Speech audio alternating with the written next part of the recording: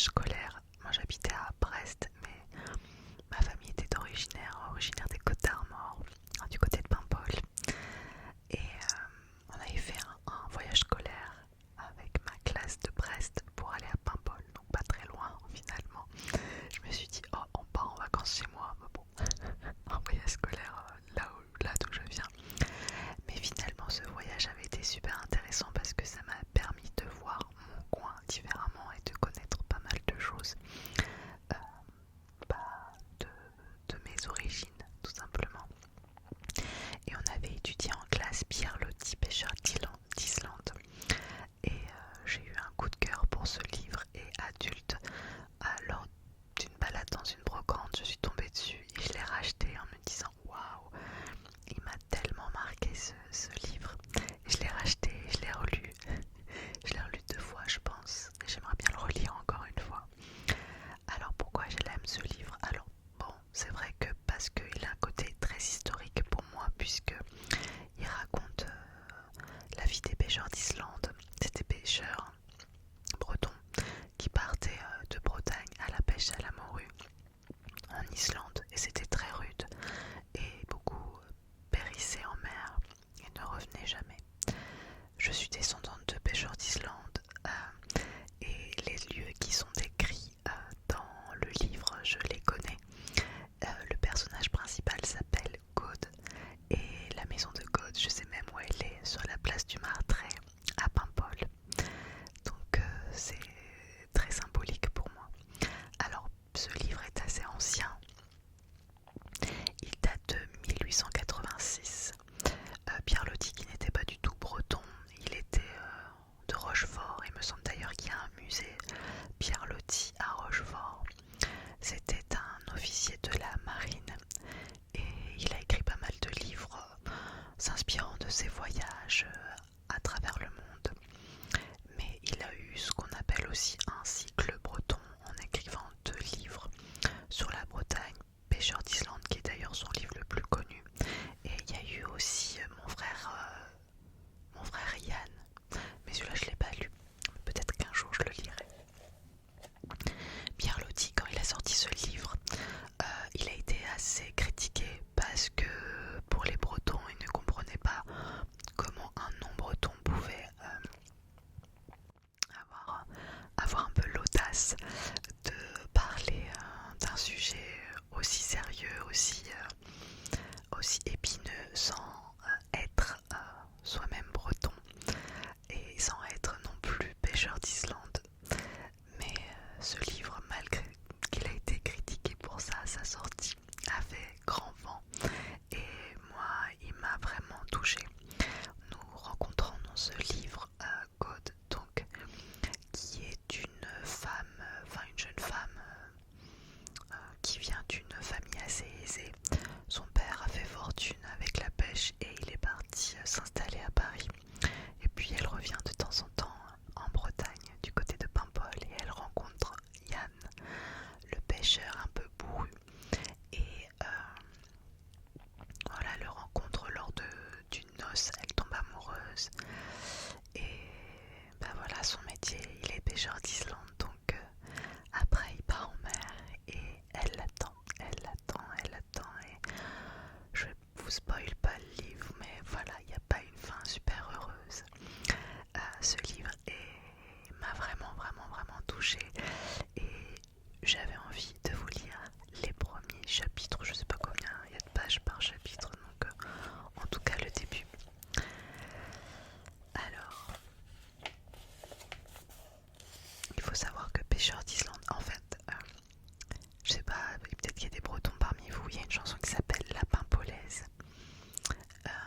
qui est assez connue du coup en Bretagne, qui fait J'aime Paimpol et sa falaise, son église et son grand pardon, mais surtout la Paimpolaise qui m'attend au pays breton. Et cette chanson du coup a été inspirée par le livre Pêcheur d'Islande. Alors je commence, je vais mettre mes yeux. Ce sera plus facile pour lire. Je les mets pas en vidéo parce que ça fait des reflets. Puis que je vois quand même sans. Mais j'aime pas les reflets que ça fait en vidéo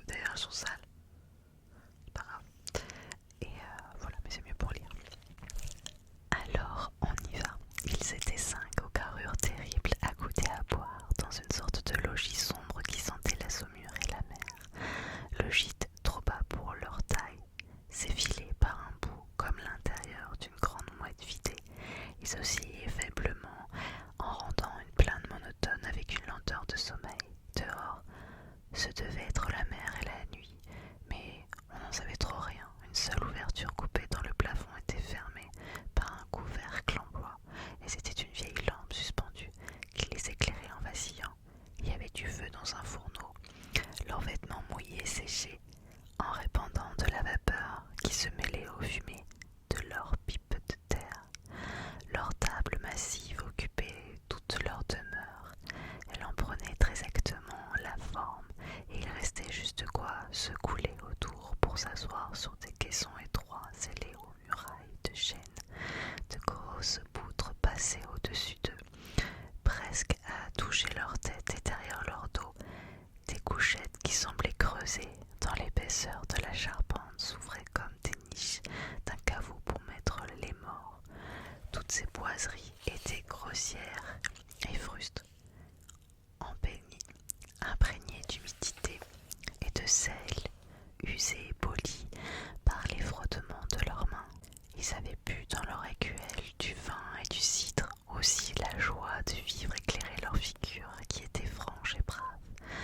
Maintenant ils restaient à tabler et de viser en breton sur des questions de femmes et de mariage. Comme un panneau au fond d'une Sainte Vierge en faïence était fixé sur une planchette à une place d'honneur. Elle était un peu ancienne, la patronne de ces marins, et peinte avec un art encore naïf. Mais les personnages en faïence se conservent beaucoup plus longtemps que les vrais hommes. Avec sa robe rouge et bleue faisait encore l'effet d'une petite chose très fraîche au milieu de tous les gris sombres de cette pauvre maison de bois. Elles avaient dû écouter plus d'une ardente prière et des heures d'angoisse. On avait cloué à ses pieds 2 bouquets de fleurs artificielles et un chapelet. Ces 5 hommes étaient vêtus pareillement, un épais tricot de laine bleue serrant le torse et s'enfonçant dans la ceinture du pantalon. Sur la tête, l'espèce de casque en toile goudronné qu'on appelle suroît, du nom de ce vent du sud-ouest qui, dans notre hémisphère, amène les pluies. Ils étaient d'âge divers. Le capitaine pouvait avoir 40 ans, 3 autres 25 à 30. Le dernier, il s'appelait Sylvestre ou l'Hurlu, n'en avait que 17. Il était déjà un homme pour la taille et la force. Une barbe noire très fine et très frisée couvrait ses joues. Seulement il avait gardé ses yeux d'enfant, un gris bleu qui était extrêmement doux et tout naïf. Très près les uns des autres, faute d'espace, ils paraissaient éprouver un vrai bien-être ainsi tapis dans leur gîte obscur. Dehors se devait être la mer et la nuit, l'infinie désolation des eaux noires et profondes. Une montre de cuivre accrochée au mur marquait 11 heures du soir sans doute, et contre le plafond de bois on entendait le bruit de la pluie. Ils traitaient très gaiement entre eux ces questions de mariage, mais sans rien dire qui fût déshonnête. Non, c'était des projets pour eux qui étaient encore garçons ou bien des histoires drôles arrivées dans le pays. Pendant des fêtes de noces, quelquefois, ils lançaient bien avec un bon rire une allusion un peu trop franche au plaisir d'aimer. Mais l'amour, comme l'entendent les hommes ainsi trempés, est toujours une chose saine, et dans sa crudité même, il demeure presque chaste. Cependant, Sylvestre s'ennuyait à cause d'un autre appelé Jean, un nom que les Bretons prononcent Yann, qui ne venait pas. En effet, où était-il donc ce Yann toujours à l'ouvrage là-haut? Pourquoi ne se descendait-il pas prendre un peu de sa part de la fête? Tantôt minuit pourtant, dit le capitaine, et en se redressant debout, il souleva avec sa tête le couvercle de bois afin d'appeler par là ce Yann. Alors une lueur très étrange tomba d'en haut. Yann, Yann, et l'homme. L'homme répondit rudement du dehors, et par ce couvercle un instant entrouvert.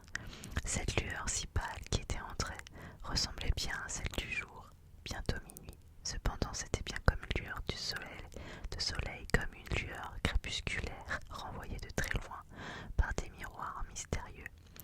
Le trou fermé, la nuit revint, la petite lampe pendue se remit à briller jaune, et on entendit l'homme descendre avec de gros sabots par une échelle de bois. Il entra obligé de se courber en deux comme un gros ours, car il était presque un géant, et d'abord il fit une grimace en se pinçant le bout du nez à cause de l'odeur âcre de la saumure. Il dépassait un peu trop les proportions ordinaires des hommes, surtout par sa carrure qui était droite comme une barre. Quand il se présentait de face, les muscles de ses épaules dessinés sous un tricot bleu formaient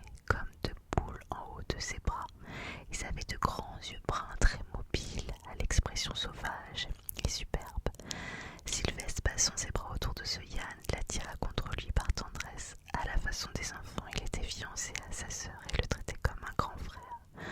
L'autre se laissait caresser avec un air de lion câlin en répondant par un bon sourire à dents blanches. Ses dents qui avaient eu chez lui plus de place pour s'arranger que chez les autres hommes étaient un peu espacées et semblaient toutes petites. Ses moustaches blondes étaient assez courtes, bien que jamais coupées. Elles étaient frisées très serrées en deux petits rouleaux symétriques au-dessus de ses lèvres qui avaient des contours fins et exquis. Et puis, elle s'ébouriffait aux deux bouts de chaque côté des coins profonds de sa bouche. Le reste de sa barbe était tondue ras et ses joues colorées avaient gardé un velouté frais comme celui des fruits que personne n'a touché. On remplit de nouveau les verres quand Yann fut assis. On appela le mousse pour rebourrer les pipes et les allumer. Cet allumage était une manière pour lui de fumer un peu. C'était un petit garçon robuste à la figure ronde, un peu le cousin de tous ces marins qui étaient plus ou moins parents entre eux. En dehors de son travail assez dur, il était l'enfant gâté du bord. Yann le fit boire dans son verre et puis on l'envoya se coucher. Après, on reprit la grande conversation des mariages. Et toi, Yann, demanda Sylvestre, quand est-ce ferons-nous tes noces? Tu n'as pas honte, dit le capitaine, un homme si grand comme tu es, 27 ans, pas marié encore. Les filles, qu'est-ce qu'elles doivent penser quand elles te voient? Lui répondit en secouant d'un geste très dédaigneux pour les femmes ses épaules effrayantes. Mes noces à moi, je les fais à la nuit, d'autres fois je les fais à l'heure. C'est suivant. Il venait de finir ses 5 années de service à l'État, ce Yann, et c'est là, comme un matelot canotier de la flotte, qu'il avait appris à parler le français et à tenir des propos sceptiques. Alors il commença à te raconter ses noces dernières qui, paraît-il, avaient duré 15 jours. C'était à Nantes avec une chanteuse. Un soir, venant de la mer, il était entré un peu gris dans un alcazar. Il y avait à la porte une femme qui vendait des bouquets énormes au prix d'un louis de 20 francs.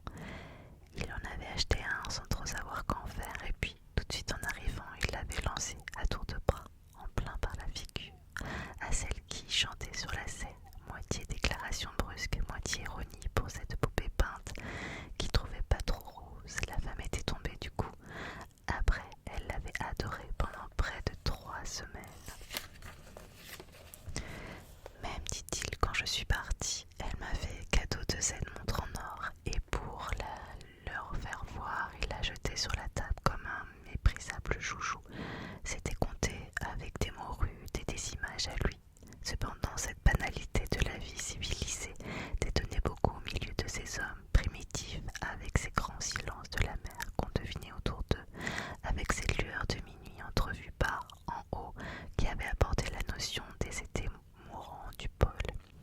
Et puis, ces manières de Yann faisaient de la peine à Sylvestre et le surprenaient. Lui était un enfant vierge, élevé dans le respect des sacrements par une vieille grand-mère, veuve d'un pêcheur du village de Ploubazanec. Tout petit, il allait chaque jour avec elle réciter un chapelet à genoux sur la tombe de sa mère. De ce cimetière situé sur la falaise, on voyait au loin les eaux grises de la Manche, où son père avait disparu autrefois dans un naufrage. Comme ils étaient pauvres, sa grand-mère et lui avaient dû de très bonne heure naviguer à la pêche, et son enfance s'était passée au large. Chaque soir, il disait encore ses prières et ses yeux avaient gardé une candeur religieuse. Il était beau, lui aussi, et après Yann, le mieux planté du bord. Sa voix très douce et des intonations de petit enfant contrastaient un peu avec sa haute taille et sa barbe noire. Comme sa croissance s'était faite très vite, il se sentait presque embarrassé d'être devenu tout d'un coup si large et si grand. Il comptait se marier bientôt avec la sœur de Yann, mais jamais il n'avait répondu aux avances d'aucune fille. À bord, il ne possédait en tout que 3 couchettes, une pour 2, et ils dormaient à tour de rôle en se partageant la nuit. Quand ils eurent fini leur fête, célébrée en l'honneur de l'Assomption de la Vierge, leur patronne, il était un peu plus de minuit. 3 d'entre eux se coulèrent pour dormir dans les petites niches noires qui ressemblèrent à des sépulcres, et les 3 autres montèrent sur le pont reprendre le grand travail interrompu de la pêche. C'était Yann, Sylvestre et un de leurs pays, appelé Guillaume. Dehors il faisait jour et terre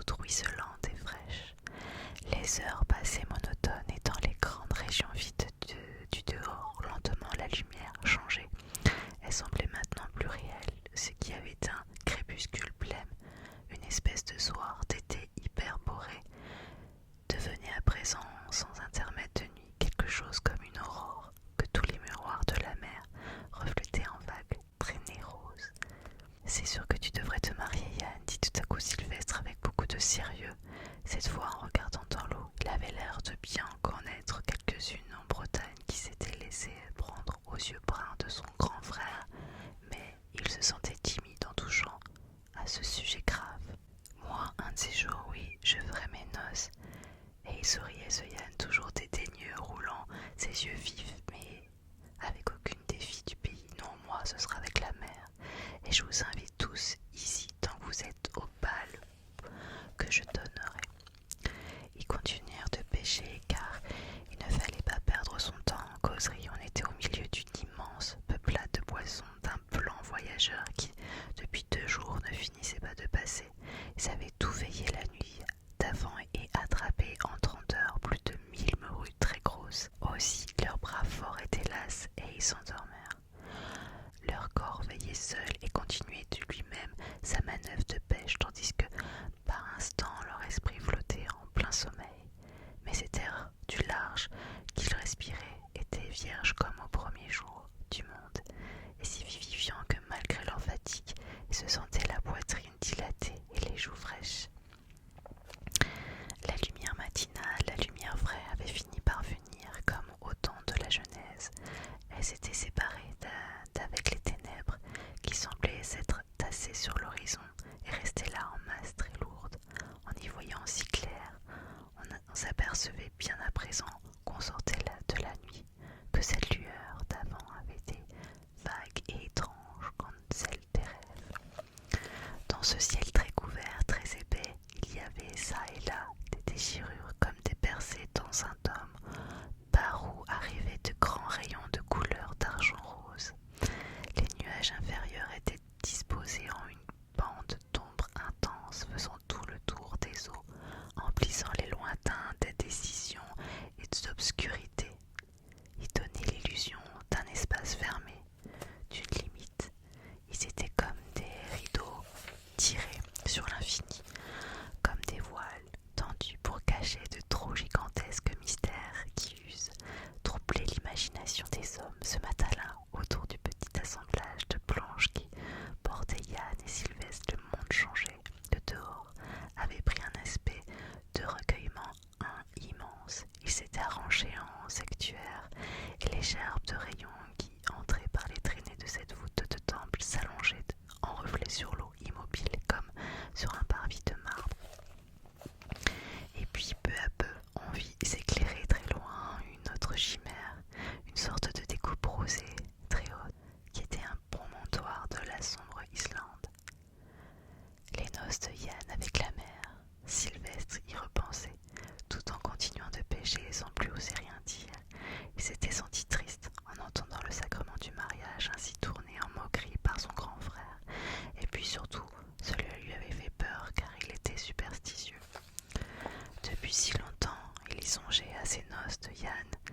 Il avait rêvé qu'elle se ferait avec Godmevel, une blonde de Paimpol, et que lui aurait la joie de voir cette fête avant de partir pour le service, avant cet exil de 5 années, au retour incertain dont l'approche inévitable commençait à lui serrer le cœur.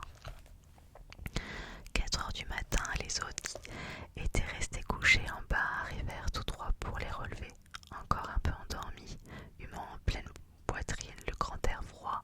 Ils montaient en achevant de mettre leurs longues bottes, et ils fermaient les yeux éblouis d'abord par tous ces reflets de lumière pâle. Alors Yann et Sylvestre firent rapidement leur premier déjeuner du matin avec des biscuits, après les avoir cassés à coups de maillet, et se mirent à les croquer d'une manière très bruyante, en riant de les trouver si durs. Ils étaient redevenus tout à fait gais à l'idée de descendre dormir, d'avoir bien chaud dans leur couchette, et se tenant l'un l'autre par la taille, ils s'en allèrent jusqu'à l'écoutille, en se dandinant sur un air de vieille chanson. Avant de disparaître par ce trou, ils s'arrêtèrent à jouer avec un certain Turc, le chien de bord, un ternevien tout jeune qui avait d'énormes pattes encore gauches et enfantines. Il l'agaçait de la main. L'autre les mordit comme un loup et finit par leur faire du mal. Alors Yann, avec un froncement de colère dans ses yeux changeants, le repoussa d'un coup trop fort qui le fit s'aplatir